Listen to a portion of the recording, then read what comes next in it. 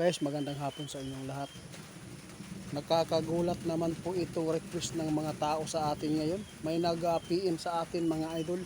Naalala po nila yung ipinapaabot ng ating kaibigan na mayroon pong sinabi sa kaibigan doon na mayroon pong presidente na maganda po ang pamumuno. Gusto daw nilang malaman kung sino, si BP Sara Duterte ba?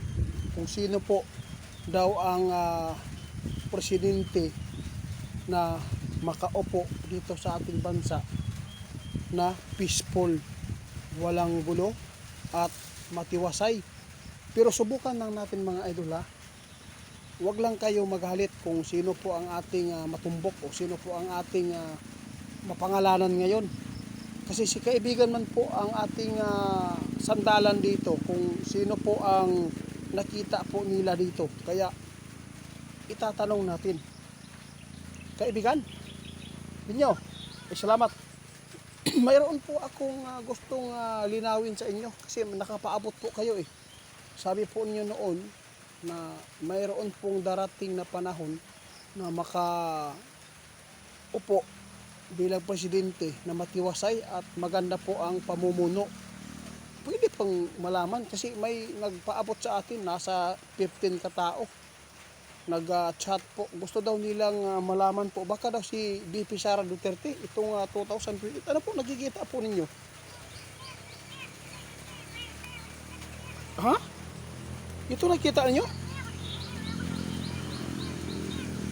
Guys, alam po ninyo, hindi pa rin matiwasay po ang pamumuno ni BP Duterte sa 2020 kung manalo siya mga idol. Sinabi po ng ating kaibigan, prangkahan ito, no? Magulo, mas magulo pa. Bakit? Magulo kaibigan. Tama ka. Dahil napakarami po ang mga kawatan na hahabulin at tutugisin, no? Tutugisin. Yun po, sabi ng ating kaibigan.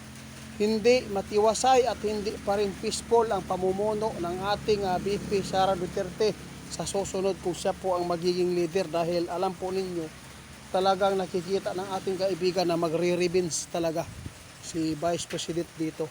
Pero kaibigan, gusto kong malaman sa inyo kung pagkatapos ni BP Sara Duterte baka mayroon na kayong impormasyon na nakita.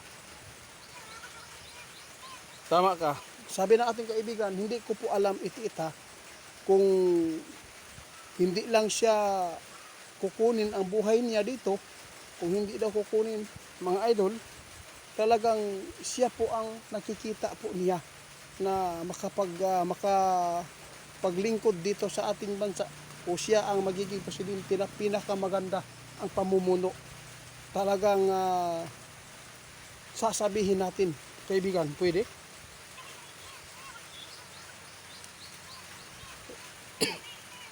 Wow, na hindi ako makapaniwala kaibigan na ito palang tao to. Kaya pala mga idol, nasabi ng ating kaibigan, kung hindi daw kukunin ito, yung buhay niya dito sa mundo natin, talagang kapag ito po ang tatakbo bilang presidente, kung siya po ang mananalo, talagang matiwasay at maganda po ang kalagayan po natin dito sa ating bansa kung ito pong tao. May edad na mga idol, matanda na, si Rodante Marcolita ang nakita ng ating kaibigan na siya po ang katuparan na kung tatakbo siya ng pagkapresidente sa susunod pa mga idol, no? Nakita talaga ng ating kaibigan, may presenta na siya.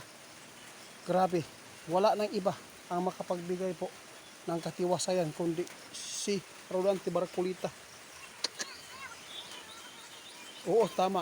Yung mga nagpaabot sa amin ha, yung nag-request, sana hindi kayo magalit ha. Kung si Sara, hindi, magulo pa rin mga idol, lalo dahil sa mga kawatan na hahabulin at tutugisin at talagang magre-revenge po talaga sila mga idol.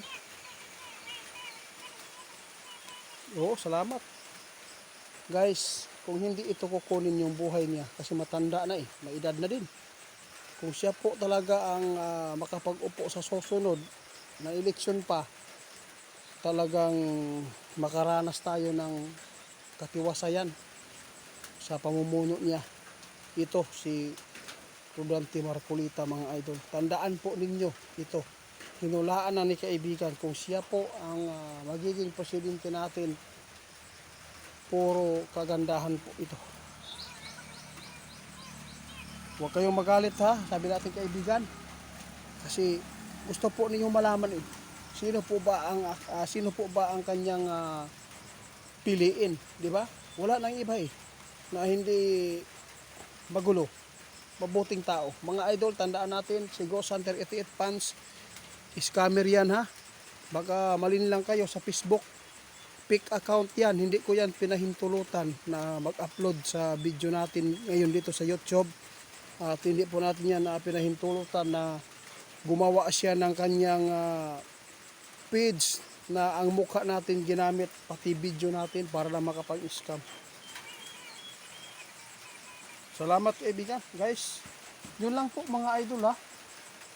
Sana nagustuhan po ninyo ang sagot ng ating kaibigan na ipinapaabot ngayon. Wala nang iba ang makapagbigay po ng pinakamatiwasay na pamumuno sa susunod, kundi si Rodante Marcolita. Wala na siyang maipresenta mga idol na talagang siya po ang tinuro niya na pinakamagandang presidente sa susunod. Tandaan po niya kung tatakbo yan, suportahan natin mga idol. Tandaan po ninyo si VP Sara Duterte, sinabi po ng ating kaibigan, medyo may kagandahan po ang pamumuno sa susunod, pero di pa rin matiwasay, kaguluhan pa rin ito dahil talagang sinabi na po natin, no?